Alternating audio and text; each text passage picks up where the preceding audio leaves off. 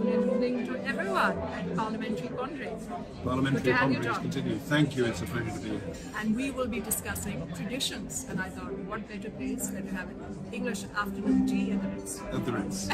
Very much so, yes. It's You're in charge of the tea because I'm not a tea person, so you're taking charge of the tea today. Yes, your I was territory, thinking not that my you would be territory. into tea, but you're not into tea. The whole of the country is into tea. I must tell you a little joke about tea.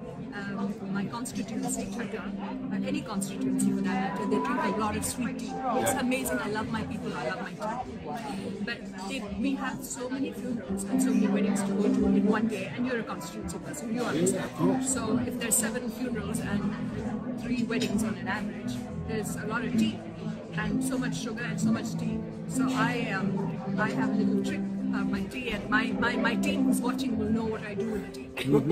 But today I will finish my tea like a good person. A good person, yeah.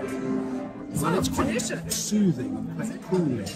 In the great heat, tea tends to have a soothing palliative effect. You know, it's quite good as a sort of antidote to excessive heat. Anyway, a matter of traditions. And who better to talk about traditions than the last couple speaker. So you have so many beautiful traditions that everyone's dying to hear about. I'm going to add a few American Pakistani ones, but other than that, over to you.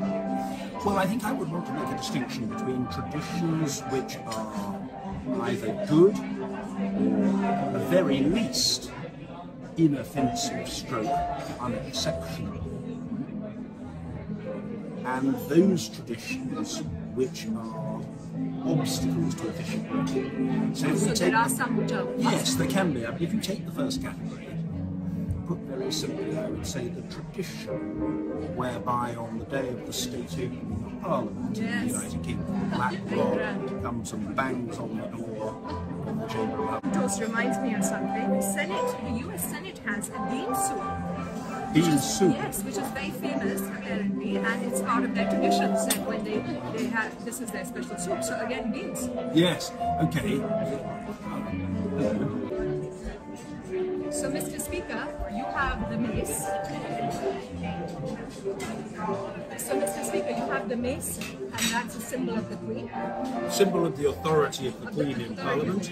And we don't have a gavel. You have the Speaker saying... The keeping order. We have a Speaker sort of saying, order! The US side has a gavel. It's a small ivory gavel. Apparently. Yes. It's the Senate, from what I've read. Sides. Yes. So the mace is special. The mace comes and goes. Yes, and when the mace is in its position in the chamber, the House is in session.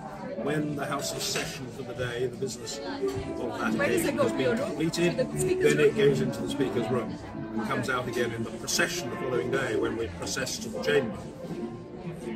One of my staff carries the mace and it's put in position and so on. In terms of galleries, I mean, we have a public gallery. A press gallery. We have a press gallery, which is obviously where the reporters are and where the Hansard writers are, that is to say employees of the House who keep a verbatim record of everything said in the chamber. They're not sitting with you. No, they're sitting above. That's the difference. Yes. With you, they sit downstairs. Just beneath the Speaker. Okay, yeah. Before the House, the members. Ah, no, in our system it's above the Speaker. Interesting. They're taking a verbatim note of everything that is said. So if somebody calls out nonsense, you know, then it will record that that is said. Yes. But you have expunges now. Do you expunge? Expunge? Yeah, do you remove. Remove. The Speaker has the authority in all sense to say, no, this was unparliamentary, I expunge. Yes, the Speaker would very rarely do that. It means they're polite, they wouldn't say anything which is absurd or rude or uncouth. Sometimes there's a diplomatic element in this. So in other words, if a member says something that is rather deprecated by the Speaker, the Hansard writers might say interruption or something similar, meaning that there was an interruption but not saying precisely what it was, and it might then quote the Speaker saying, order, the Honourable Gentleman will resume his seat, or whatever. But would instances of people being rude and sweating in public? We do have such instances now and again, and the Speaker would deprecate. Would the Speaker normally say that word must be expunged? No. So we have that. You have expunged. I mean, yeah, no, we have deprecation rather than expunge. You see what I mean? The Speaker would say, order. The Honourable Gentleman should be ashamed of himself. It's a totally inappropriate remark. And I would say he must withdraw. So, for example, this may seem very minor, but I remember in the early days of the David Cameron coalition government, there was a massive row about the cancellation of school building projects. And some MPs were very angry that projects in their constituency had been cancelled. And a Labour MP called Tom Watson took a swipe at the Education Secretary Michael Gove. He was very angry about the cancellation of school building projects in his constituency, and Tom said to the Secretary of State, described the Secretary of State as a miserable little pipsqueak. That's it? Yes. That's the height of being rude. Well, it wasn't very rude, I suppose, but it was unparliamentary, and I said, order. The Honourable Gentleman. So you're lucky there's no swearing in your house. The Honourable Gentleman must withdraw that one. And Tom Watson, rather amusingly at the time, he was quite quick-witty. He stood up and he said, which was good enough, he said, Mr. Speaker, out of respect for you, I withdraw the term. In other words, he meant, yes, but what he meant was, Marvi, I don't have any respect for the Secretary of State. In order to please you, I will withdraw those words. But no, was there bad language or ethical language? No, that doesn't happen. No. And if it did, the member would be thrown out. Suspended? Yes, suspended. Depending on the seriousness of the event for the day. Or have you suspended? I have suspended, but not for swearing. I suspended 3 members over 10 years, only 3, all for imputations of dishonesty. In other words, where a member accused another member of being dishonest, I gave the offending member, it was a man each time as it happened, I gave the member a chance to withdraw. I said, order. Gentleman, a very experienced member of the House, you shouldn't use that term, and he knows he shouldn't, he must withdraw it. Yes. And each time the member said, well, I'm sorry, Mr. Speaker, I don't feel able to withdraw, I feel very strongly. And so I gave them 2 or 3 chances, and then they wouldn't. I said, in that case, I must instruct the honourable member to leave the chamber and the Palace of Westminster for the remainder of the day's proceedings. Yes. And then the member left. So we should have tighter rules on our end so that all this misbehavior in Parliament does not take place. Okay, I did a few things that you might find... Like what? Well, go on. Okay, I'm going to be told off by the worst I did, yeah. It was a budget speech and I was very fiery. So I was trying to make a visual impact because I knew the press gallery was there and I knew they were watching. So I took the budget documents and I tore the Prime Minister's... The budget associated with the Prime Minister's office, meaning that the Prime Minister was spending too much on his office, and I tore it out, and I walked towards the Prime Minister, and you're going to tell me off, and I just basically tore it and put it in his lap. And that was the only time I was told off. The first, he said, Race! Yes, sorry. Race! Yes, Mr. Speaker. So I was told off first by my chauffeur, because normally when I would make speeches, they would be really popular with the masses. And my driver, my chauffeur, would be really happy because he was surrounded by the other chauffeurs. And he'd feel very proud that this man had made an amazing speech. So he'd get a lot of pat on his back for my speeches. But when I came down, I was told off. He said, you really went overboard, you know. He said it, of course, in Urdu. I said, yes, I realized. He said, you shouldn't have done that. I said, yes, I realized. So he was the first one to tell me. When I got home, my dad was like, you shouldn't have done that. I was yes, I mean, I think that if the thing is... I didn't do it. I mean, I just threw it in his lap. Yeah, I mean, I think if the thing is a one-off gesture, then one shouldn't get too pompous about it. One may tell the person off, but for example, I remember in the past, there was an occasion, there have been a number of occasions of very minor violence in the chamber, very minor.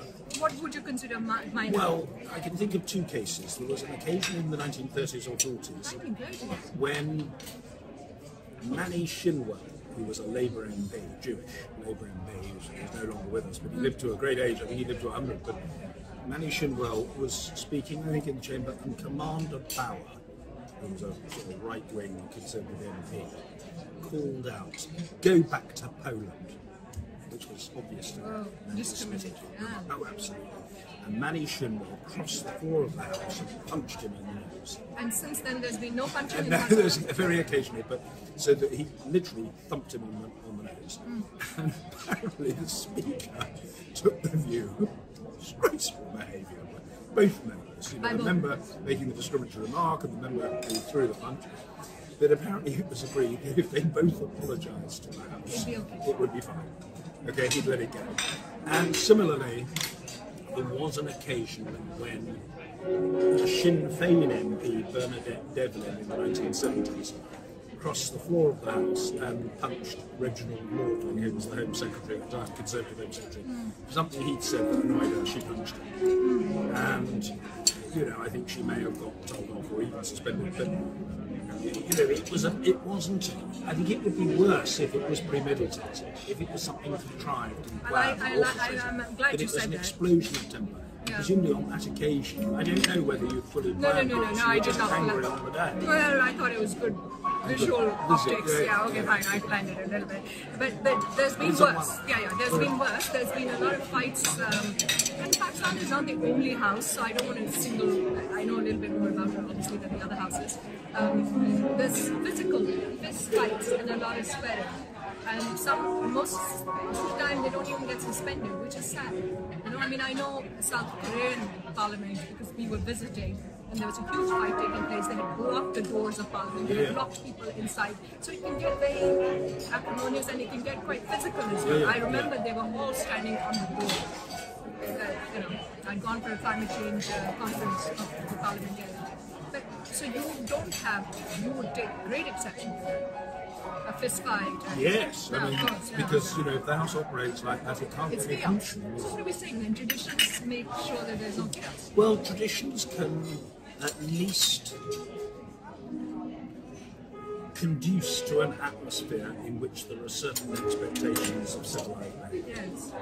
So, those traditions can take different forms. I don't say that we have to have our system or the American system, but some sort of regulation of conduct, you know, is desirable. And one argument for debate going through the chair and people not referring to each other as you, or calling each other by their names, but referring to them as gentlemen, members of the regulates. Inculcates an element of civility in the process. Yes, absolutely. So we are talking about civilization. Yeah. I wanted to close on that. That, you know, we have talked about traditions, but at the end of the day, what are we trying to inculcate? Civilization. Civilization and respect for democratic rules. Absolutely. And also in a sense, I don't want to sound too high-minded or pompous about it, Marvi, but I suppose one's trying to inculcate an idea that it is possible and desirable for members to disagree agreeably. To disagree agreeably. In other words, it ought to be possible for people to hold different opinions, but not to fall out about it. And in particular, I'm not saying this always works, it doesn't always work, but it should be possible for people to play the ball rather than the man or the woman. In other words, to deal with the issue rather than to attack somebody else's personality or motives. Yes, and which is not the case in politics. People get very below the belt in politics, you know? Whereas most people in their day-to-day lives, in their workplaces and in their family relations, most of the time, resolve issues through discussion and reasoning and attempts at persuasion rather than just shouting at each other. I mean, there could be shouting at each other in a home or workplace, of course, but on the whole, people try to debate and reason with each other. So at the end, I think what we're trying to say is that if you are trying to build a civilized society, parliamentarians need to be role models for that. And whatever they do in the House does reflect on that role model status. They have been elected as leaders in their constituency to represent their constituency. They should be role models, typically. And so those traditions are keep them in check, I suppose. Yes. And also a bit of history. I mean, it's nice to have a bit of history. Yes. Because it anchors you to something versus nothing. Don't you think? Yes. I think one thing that is quite striking is that although there's been much change, there is some continuity. I'm doing some historical research myself at the moment, as I think I mentioned to you the other day. And something that I've noticed is that abrasive behaviour by one member towards another is not new. Yes. It used to happen in days gone by as well, and I came across a case where a member complained about another member bringing forward a bill that he'd brought forward before. And the member who was complaining on the point of order to the Speaker said, is it really in order for the honourable and gallant member to bring forward what seems to be the same bill this week as last? And it was explained by Mr. Speaker that the Speaker had given some leniency and applied some latitude because the member had previously forgotten the names of the sponsors of the bill. So he said, well, you can bring it forward again or whatever. Whereupon another member got up and said, but Mr. Speaker, this is not the first time that the honourable and gallant member has forgotten the names of the sponsors of his bill. Indeed, on a previous occasion, he didn't only forget the names of the sponsors of the bill, he forgot the contents of the bill. And doesn't that mean, therefore, that he's not really in a fit mental state to bring forward any bill at all? Whereupon the Speaker said, order, that's not a point of order. So what I'm saying is one member being rude about another is not new. But coming back to the name, so our legislation is not named after the legislator. Like, for example, the US legislation yes, it's named after the I member. find that tradition beautiful. Right? So, for example, a famous bill which in Pakistan's history did not go down too well, but it was an American legislation called the Kerry-Lugar bill. Okay. So it's clear. So it's known by that name. So it was clear that we today remember that that particular legislation was done by Senator Kerry and Senator Lugar. I think it was, Senator Not Richard Lugar. Perhaps, I don't know. Okay. I don't remember. But so on our end, for example, my legislation does not have my name. No, it doesn't. In the British system, it doesn't. In our systems, we don't have. It's a good tradition, don't you think? I think it is rather an attractive tradition, but no. In our system, a bill has a formal title. Yes. It might be colloquially known as somebody's bill, but not in writing, not in the formal record. There was a thing passed towards the end of the last Parliament called the Benn Act, which had been put forward by Hilary Benn and other members to do with Brexit. And it was really his achievement, but it's not known by his name. In the record, it just says the name of the bill, or it has become the Act. So there isn't the same ownership. How would you like to close this particular episode of Parliamentary Pondering? Well, I suppose I'd like to close it by saying we've spent a lot of time talking, quite rightly, about valuable traditions. Yes. And those are traditions that we should cherish and honour and remember for the importance of them.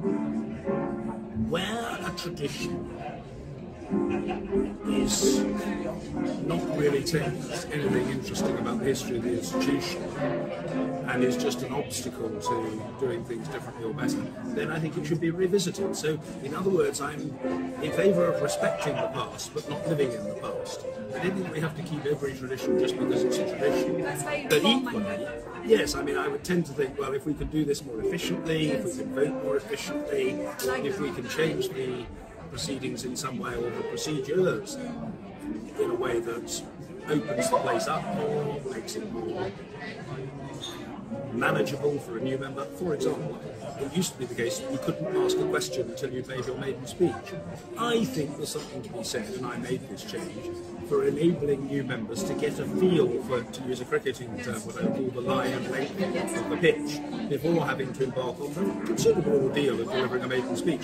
So I made it clear that if members wanted to ask a question first, or indeed a number of questions, they could. There was a very senior member who came to see me. Took an objection. Yes, he said, Mr. Speaker, I really strongly deprecate to allow members to ask questions before they deliver their maidens. It's never been done before, he said. And I said, no, I appreciate that it's not been done before, but my feeling is that it's a helpful change.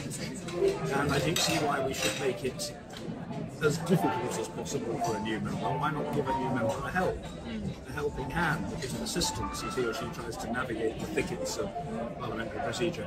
And if before that member delivers a maiden, he or she wants to ask a question or two questions or three questions, why not? And he said, well, it's never been done. Well, the fact that it's never been done is, in my opinion, not a very good argument. Yeah, that's a lazy answer. Intellectually lazy argument. And so, I think that one should look at it case by case, but equally I say to those who think that the world started the moment they arrived in the House, that's rather arrogant. If there are very long-standing arrangements which seem to work well, that's probably a sign that they do, and that they command general assent. So I'm slightly suspicious of people who, as soon as they arrive, want to rip up everything. And there are those. And there are those, and you always get a bit of that. But generally speaking, I would say the longer members are around, the more they see the merit of some of the existing procedures. Well, me, I just want to say that traditions are, to me, they're beautiful, and they signify, well, most of them, not all of them, they signify certain civilization, civility, and like you, reform those which are not civilized and are backward looking and are not progressive, then move on with those that are. May I suggest a slogan? Yes. Keep the best and improve the rest. Keep the best and improve the rest. All right. So we're going to conclude on. So, yes, there can be beans on toast in the tea room of the House of Commons, and there can be beans soup in the United States. No, I mean, I think that the tradition whereby Blackrod comes and bangs on the door.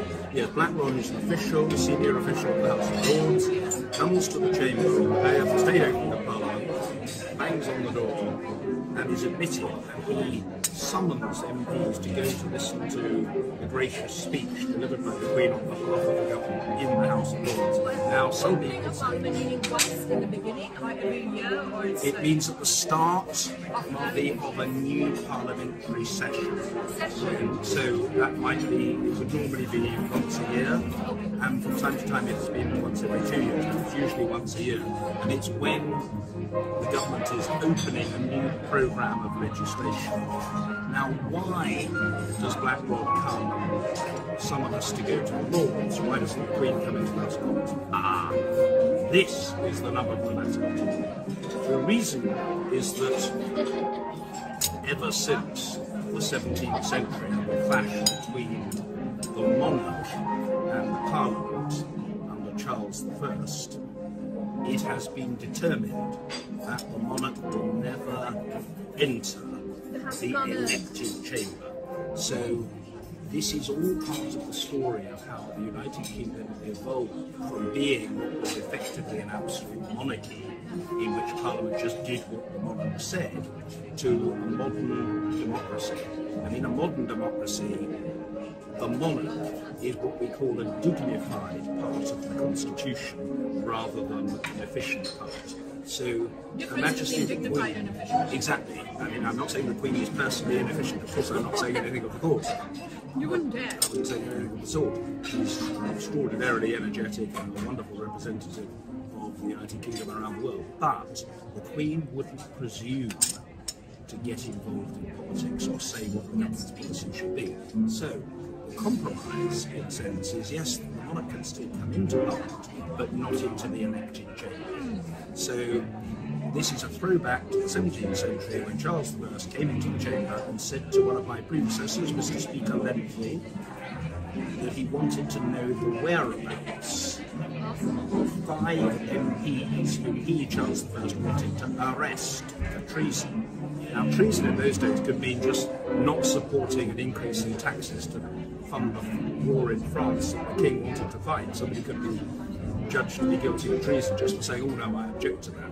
So the king wanted to arrest these 5 MPs, and he demanded of Mr. Speaker, where are the MPs that I want to arrest? And Mr. Speaker Lenthal said in response, may it please your Majesty, I have neither eyes to see nor tongue to speak in this place, save as Parliament shall direct me, whose servant I am here.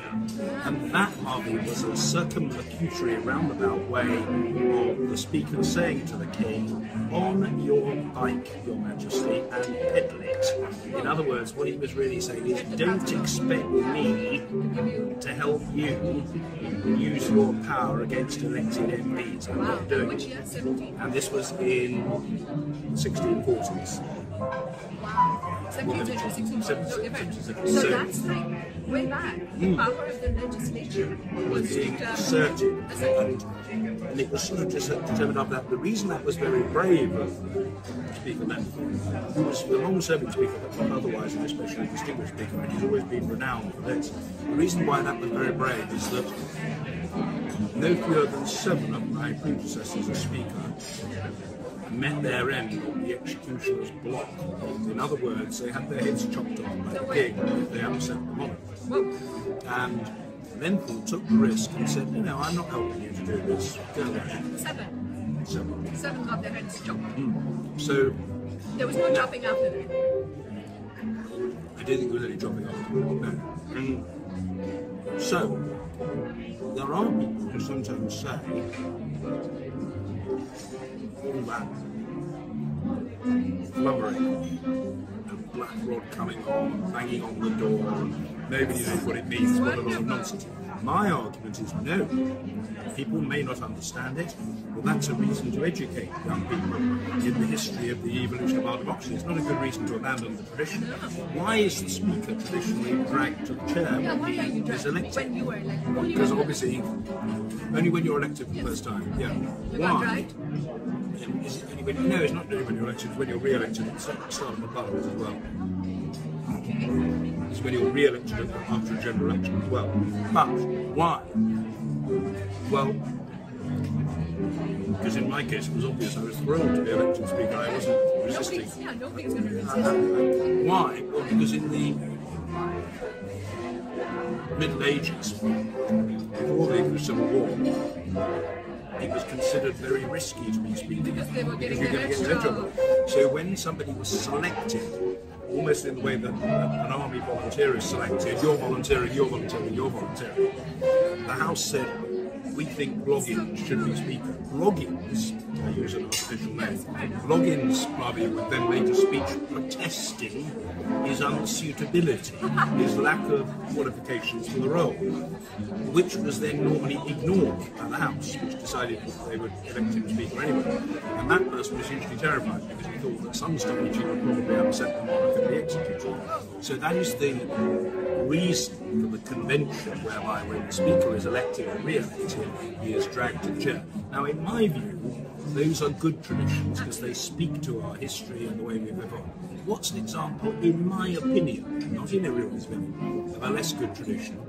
I think the tradition in the House of Commons whereby we vote through division lobbies, not electronically, but through division lobbies, is not a very good tradition. It takes 15 minutes every single time. We do that too, eyes and nose to one lobby, but that's very long-winded. But you can really see, right? It's transparent. Miss so-and-so is going to the eyes, Mr. so-and-so is going to the names, etc., etc. It's transparent. So I like it is, but you could have electronic voting and still miss how people voted. I mean, it's just, I mean, I've always done that. Yes, well, I think that's an interesting point, because in a sense what it shows is that, you know, you identify with that tradition as well. Do you remember I was careful to say, in my opinion, you know, I accept that there are different reasons. Just talking about efficiency. You're right, efficiency, you press the button, it's there, it's on. We have a screen, but the screen doesn't go on, at least till I was in Parliament. So 10 years till 2018, that screen wasn't very functional. But technically that screen should work, and technically you should be able to gauge who's voted for what, and there should be data coming in, etc. But that isn't. I mean, now, I mean, it's an interesting point, but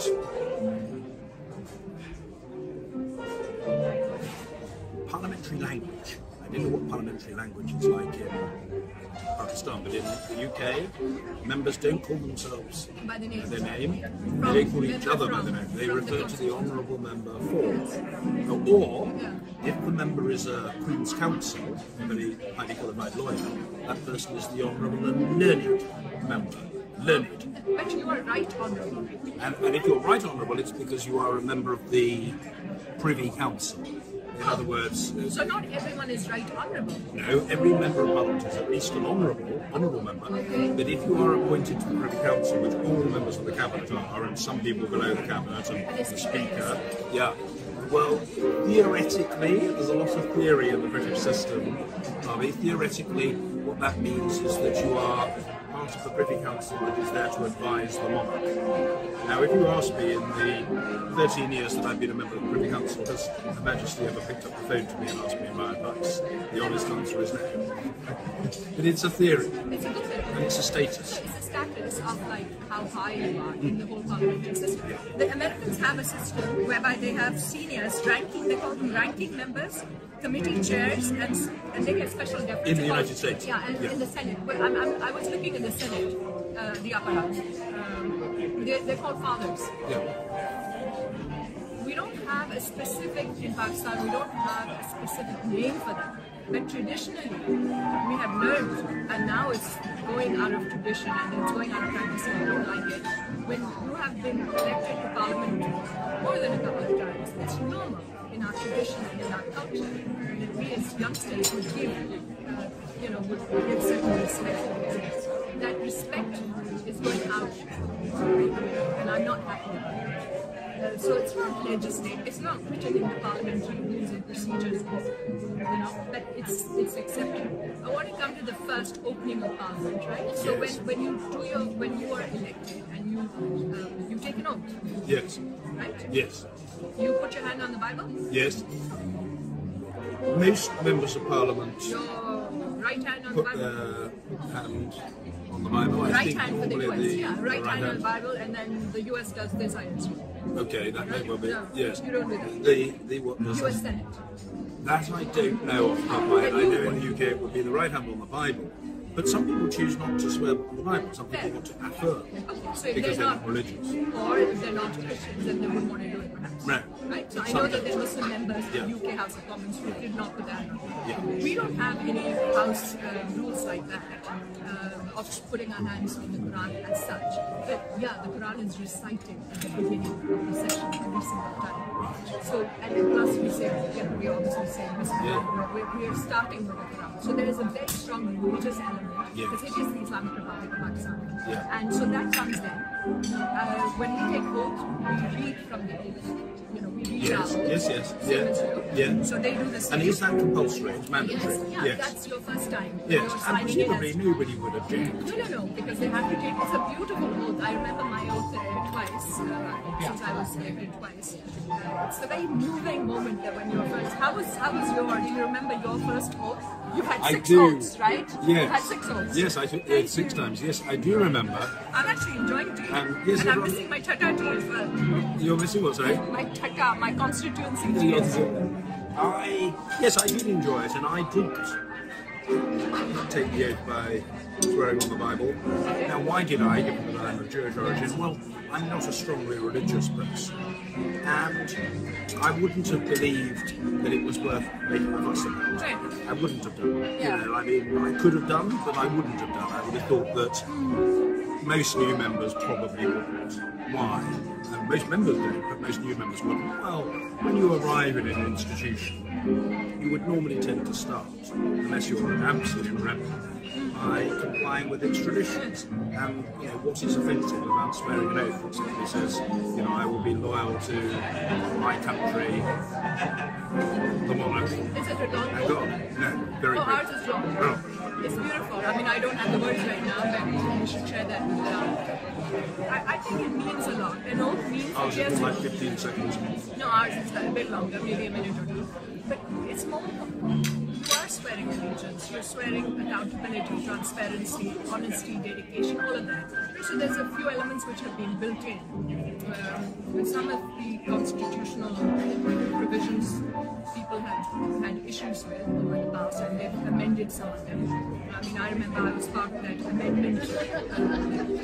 Well, there was a 18th amendment that took place in our country, and there was a lot of shuffling of the amendment? 18th amendment, and there's a lot that went into the 18th amendment, not just this particular oath, but I'm just saying there's a lot of things that were rehashed in that. But the oath is special and beautiful, and we like to keep it that way. Do you like the US example? Do you also have an oath book signature as such? After you Yes, the oath, you go sign. sign, right? Yes, you so we sign. too. I remember my signature. And it's funny you should say that, because I don't think when you arrive in the House for the first time, I don't think you're thinking decades ahead. But, Marvi, if 2 members were elected at the same time, at the same election, and have served for the same length of time, and they are the longest serving in the House without interruption, then the question arises, thank you, which of them becomes the father of the House? And the answer is the one who signed the book first.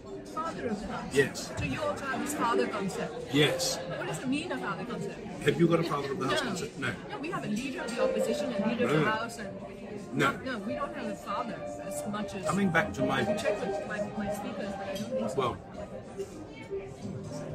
coming back to that idea, Marvi, of a distinction a la the English constitutionalist Walter Bercow between dignified parts of the Constitution and efficient. I'm not saying that Bercow talked about this, he didn't, but he talked about dignified and efficient parts of the Constitution, that is to say parts that were ceremonial and parts that were functional.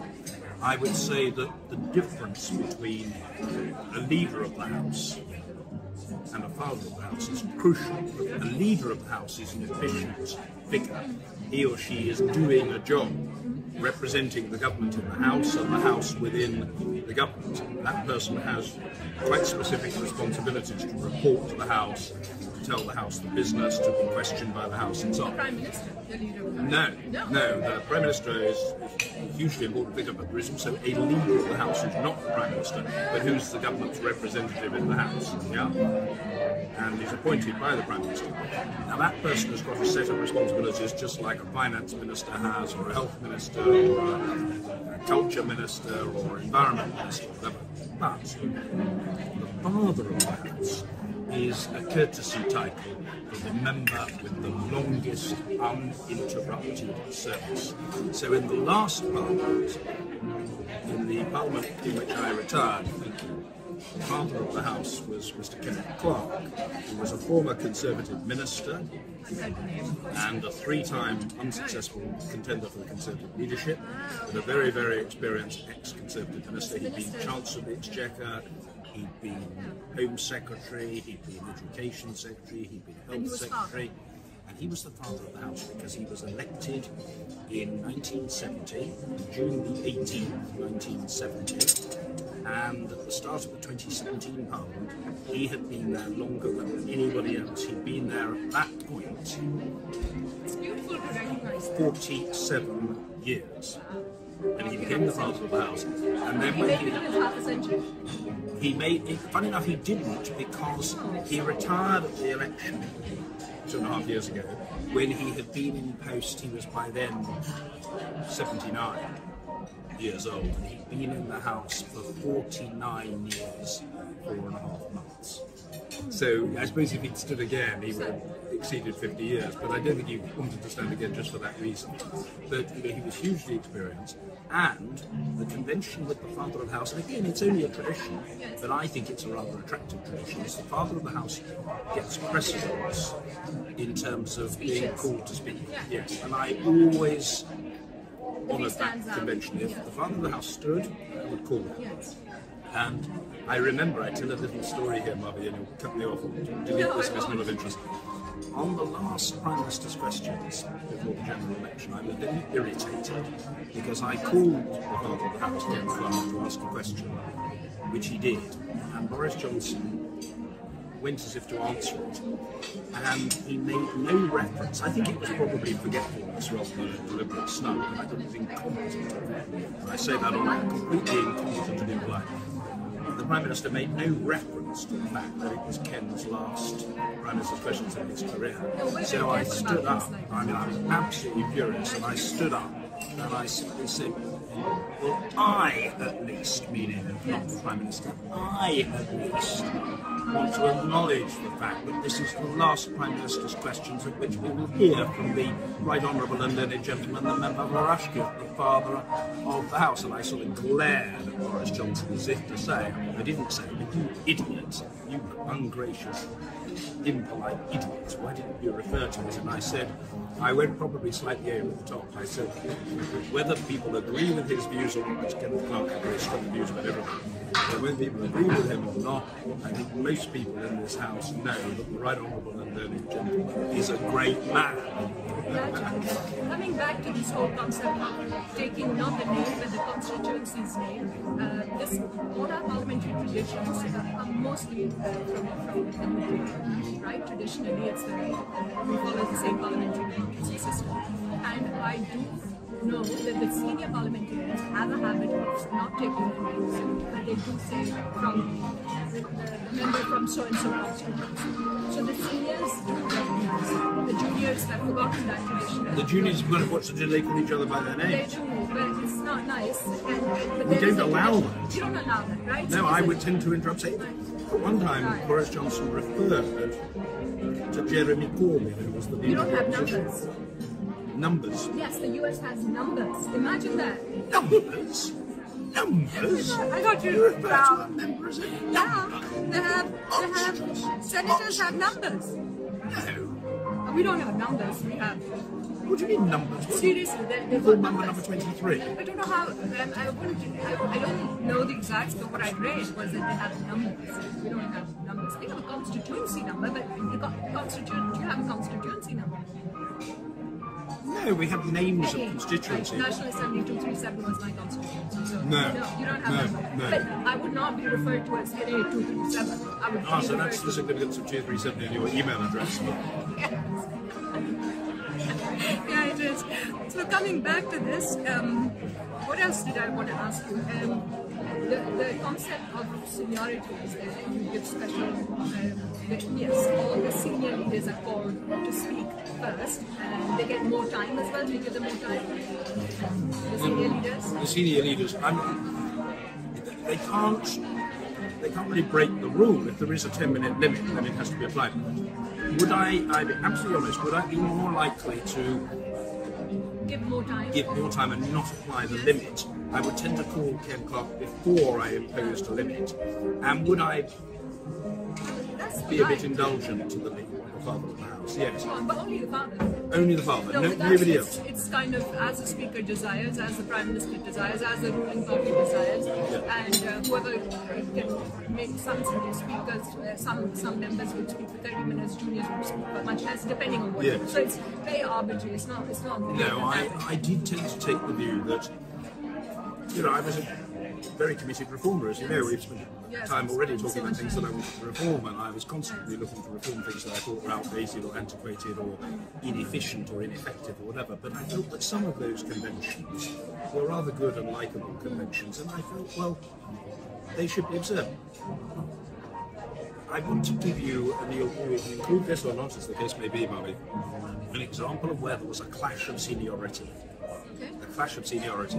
I remember once in Foreign Office questions, we were short of time, and Sir Malcolm Rifkin, the former Foreign Secretary, was standing, wanting to ask a question, and Sir Nicholas Winterton, who was a very long-serving backbencher, they both wanted to ask a question about Zimbabwe, and I called Sir Malcolm, the former Foreign Secretary, and Sir Nicholas Winterton later complained to me bitterly that I hadn't called him. And I said, but Nick, I call you most days. And he said, I would remind you, Mr. Speaker, I'm a very senior member. So they do take offense. I said, yes, you are a senior member, but we were short of time. And I said, I called Malcolm Rifkin, the former Foreign Secretary, because I thought the House would want to hear his views. And you know what he said? What did he say? I'm more senior than he is. This is I'm important, more so senior people than can he take is. So he said he was At the more end of the senior day, it's because the he'd been there choice. longer. And I said, yes, you've been in the House longer than Malcolm, but Malcolm was Foreign Secretary, Nick. And I said, I have to make a judgment. There's no absolutely factual answer, but I really think it's a bit much for you to take offence. So I'm very considerably offended. The other thing is, when they're called up to speak, Mr. Speaker, now since we're talking about parliamentary tradition, I have to call you the Right Honourable Mr. Speaker. No John today. We have a parliamentary tradition that our speeches will be extempore. But you have a tradition, you have a tradition that allow them to read from the paper. What's the rule on your side? Because whenever I've seen your parliament, people are reading. So I was assuming that everyone reads, because if I want to read, I need to take special permission from the speaker, and that's not considered great manners. Because if you don't speak without paper, it used to be. Yes, well, it used to be the case that you had to do an extempore, and you weren't allowed to read, and then that changed because so many members who were not sort of educated or Oxford or Cambridge or experienced in debating society or whatever, were being elected to the House. And they weren't comfortable? And they weren't comfortable doing it off the top of their head. So they started reading, and therefore, in a sense, it became really an unequal struggle for the Speaker to seek to insist on it. I would insist on it. Would you? Yes, okay, well you would take quite a hardline view. I would take a hardline view. I'll tell you why, because it's Parliament, it's not your corner shop. No. Right? You feel that people ought to be able to make a speech. Yes. I can honestly say that I did speak without notes in the House. I did. I very rarely spoke with a text, very rarely. Yeah. No, I used to speak from memory. Yeah, from memory. You're super memory. There used to be a member who passed away some years ago. There was a Conservative member called Eric Forth, who was very strong on the importance of speaking without notes. And what annoyed Eric was two things. First of all, without notes, he thought people should speak without notes. Yeah. And he was particularly disparaging about somebody who asked a question reading it, because he thought, for goodness sake, surely you can commit a question to your head. Yeah. But the worst sin in Eric's mind was if somebody both read his or her question and was too long. He thought that was, too long a question. He thought that was a disgrace. So he would call out to people, reading, critically. Reading. And I remember one occasion when he said, reading, and too long. That was the ultimate disgrace. And I've always remembered that. It was probably 20 years ago. I've always remembered. And the member was completely thrown by Eric's very loud heckle. The member was completely put off. But, Eric was unapologetic about it. He said, I know I'm tough about these things. He said, but, John Frank, he said, I think a member really ought to be able to get up and ask the question. And I think in the old days people could. Mr. Speaker, I read only once, and that was my resignation speech at the end of my first tenure. And that's slightly different. No, it had to be. And I spoke with special permission from the Speaker. Yeah. And she was shocked because she knew I was like the noisiest and always speaking into the floor, and I never read. And she didn't know there was a resignation speech coming. I had spent weeks on that resignation speech, so I had gone through it. So every word was like poetry. Well, sex poetry. It's in my book. It's in my first book. You have a copy. I'm gonna send it. So, but basically, you're saying that every word was carefully crafted. Oh, carefully crafted. Every word to count. Yeah. So that was the only speech I read because I had spent weeks and I had consulted with my closest. Yes, that I think is understandable. Yeah. I mean, there was a very experienced minister in the Labour government. Sorry to interrupt. I'll give you some questions. Thank you. It's delicious. There was a very experienced minister in the Labour government called Robin Cook, who resigned from the government over the Iraq War. Now, Robin was a formidable debater, a very experienced speaker. Although, of course, as a government minister, he would tend to deliver statements that were scripted, as ministers do, on the front bench. But when he resigned, he made a personal statement to the House about why he'd resigned. And he did read it, word for word. But like yours, it was every word crafted carefully, and he wasn't really, to be honest, expected to be a test of memory or oratory. And similarly, I'm just trying to think of an example when Sir Geoffrey Howe resigned from the Thatcher government. Sir Geoffrey wasn't a natural speaker. He was perfectly competent, he wasn't a natural orator. But, he got a very carefully prepared speech, and he finished it, and I must admit, I remember it to this day. At the time, I was against him because I was very pro Mrs. Thatcher at that time. But he had resigned from her government in protest of her handling of him and her handling of European policy. And it was an appeal to colleagues to rebel against him. It was an invitation to insurrection. He finished his speech, and it was very powerful and very damaging to Mrs. Thatcher. He said, the time has come, Mr. Speaker, for others to consider their own response to the tragic conflict of loyalties with which I have myself wrestled for perhaps too long. So what he was really saying is, I felt a great loyalty to Margaret Thatcher, but I also felt a loyalty to my convictions and what I thought was right. And I've agonised over this, and I finally come to the conclusion that I must leave the government. And that speech was very powerful. Was it weaker because he read it? No, because he did, to be fair, he read it very well. I think what's awful is when, if I may say so, I think it's a pity when somebody reads the speech and doesn't do it very well. I mean, the other day, Sajid Javid, who's quite a senior member of the government, Sajid is a bright guy. I don't want to be rude about Sajid, he's a bright chap, but he's never been able to speak. He can't speak. He's got no feel for the music of words. And he had a scripted speech which he read word for word, and it wasn't great. And it reminds me of Tony Blair once said to the Conservative leader Ian Duncan Smith, "Well, Mr. Speaker, the right honourable gentleman read his question, he read it badly, and it would have been better if he hadn't bothered reading it at all." Pretty cool. Coming back to when people are, that's their last session or they're about to retire. Yeah. I remember my father, he retired from Senate. Yeah. So How long was he in the Senate? When he was there 6 years, I believe. Yes, I hope I'm right. If he's listening and I get it wrong, it wouldn't be nice. And so we had a period in the middle where we had a joint, like I was in the National Assembly, he was in the Senate. Yeah. So there was a joint session. Yeah, both of us were in Parliament at the same time. Yes. But I was in lower house, he was in upper house, right? That seems only appropriate. Yeah, so, very appropriate. And so there was a joint What session. was your fault? He'd been in the lower house and you were in the upper? No, that wouldn't work. No. So basically, there was a joint session, meaning it's a bit like Lords and Commons coming together. Do you come together as well at some point? There's a joint. Do you call it a joint session? Very rarely. Okay, so we have joint sessions from We time have to time. addresses to both houses of Parliament by visiting statesmen. President Obama. Yes. I was going to come to that. So there was a joint session. He was making his last speech, and then I also made a speech in his honor as his daughter to pay tribute to his work. So that was very special. It's in my book, That's amazing. Now, have I got that book? I have to present you with that book. I'm sorry. That I must read. Yeah. That I must read, because if we're going to end up working together, I feel that I should know that almost word for word. Yes. Okay? That's a big deal. And that's a difference between us, despite all we have in common.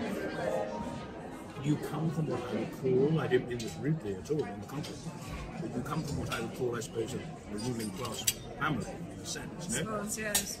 Whereas, my father was very politically minded, but he never served in politics. There is a political lineage. Yeah, so my maiden speech, at that time in Pakistan's history, there was an issue about blasphemous remarks about our Prophet, peace be upon him. The blasphemous remarks about our about... Prophet, peace be upon him, Yeah. outside the country. Yeah. So I remember I had raised that, and that was the speeches that were going on at the time. Yeah. Mine was on that. And was it in any sense a partisan speech or not? No, I mean, it was a speech that everyone agreed with, so there was no political controversy. The whole country agreed with it. And had you thought about it very carefully in advance? I had. And had you scripted it or not? I had, but it was, of course, I said, it wasn't read out. You learnt it? Yeah, of course. And plus you have your notes, so if you have your notes, you speak out, But it was an important speech, and it's in the book as well. Actually, all the speeches are in the book. Now coming to permanently on record. Permanently on record, and all your speeches are permanently on record. The parliamentary procedures, Mr. Speaker, we have taken from you. I think we have the same rule books where we learn what the rules of Parliament are. Yeah. Right? So Erskine and May, if I was to say to you Erskine and May, does that ring a bell? So that's what I, as a new parliamentarian, learned my parliamentary language, etiquette. Thomas Erskine May was the author of those documents or books, and they are basically, for the benefit of our listeners and viewers, the sources of wisdom on how Parliament works. They are a guide to the precedents in terms of parliamentary procedure. They're not absolute rules. They're backwards. They're not absolute rules. They're not absolute rules, but they're conventions and precedents. And do your parliamentarians know them? Do they use them? Because I was taught by my mentor at the time that if you're a good parliamentarian, you will be quoting from it, and that's how your speeches will be known. So I was very, very conscious that I must quote from it. But these days, I don't think anyone would know about it. No. I think I was an exception. These days, it's fallen into desuetude. Even you, on your side? That's sad. Yes, it's a pity. I mean, don't get me wrong, they still guide us, Fair enough. and the speaker is influenced by them. But only a relatively small proportion of members are deeply knowledgeable about them. For example, But you, as Speaker, you the know Speaker is expected yeah. to know them, and did I know them? Yes.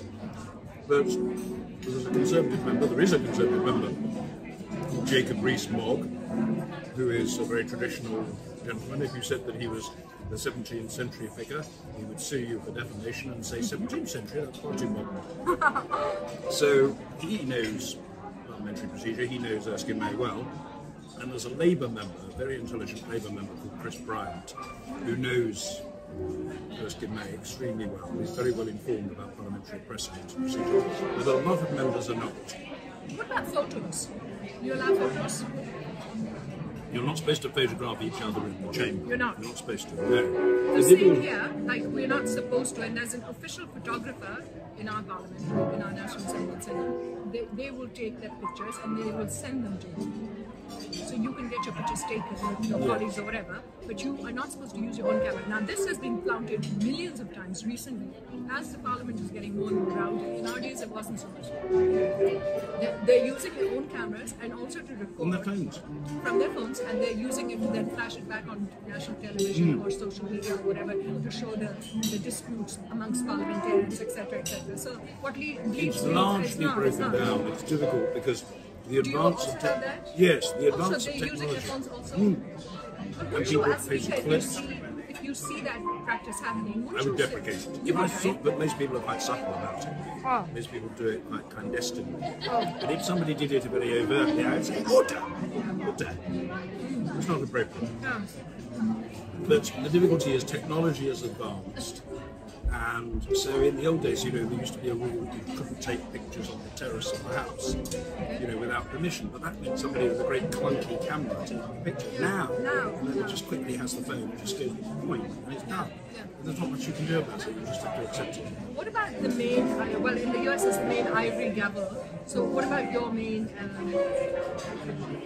what do you call it? A mace. Mace. The mace, Yeah, yes. the mace. Yes, we have a mace, yes. Well, I'm wondering if the gavel and the mace, because we also have in our system the mace. you shouldn't be confused. The mace is the symbol of the authority of the Queen in Parliament, so to speak. And when the mace is in position, the House can sit. At the end of the day's proceedings, the mace is collected and taken away and locked up until the following day. But so it comes and goes. It comes and goes. But the mace is different from a gavel. People often, by the way, refer to a gavel in the context of debate. Funny enough, in the House of Commons in the UK, there isn't a gavel. There isn't a gavel. There is in Canada, the Canadian House of Commons, and in the US, there is a gavel, and it will be banged for order and so on. In the British House of Commons, there isn't a gavel. But what there is a speaker with a voice. Order. And the speaker just says, order! And in terms of so that's sort of in terms of your galleries, I mean the House of Commons has such a big history, and it's a tourist site, like you were saying the other day. Millions of tourists, a million per year. We have about 1 million tourists. Yeah. So I remember when I was awarded by you, I was given a tour of the House of Commons with my family, my son, my sister, and my friend. But what is the tradition that you have many galleries of, like, I mean, can you just give our audience a bit of the main rooms of the House of Commons? Yes, well there is, in the House of Commons, the public gallery, which is where members of the public would come and be seated.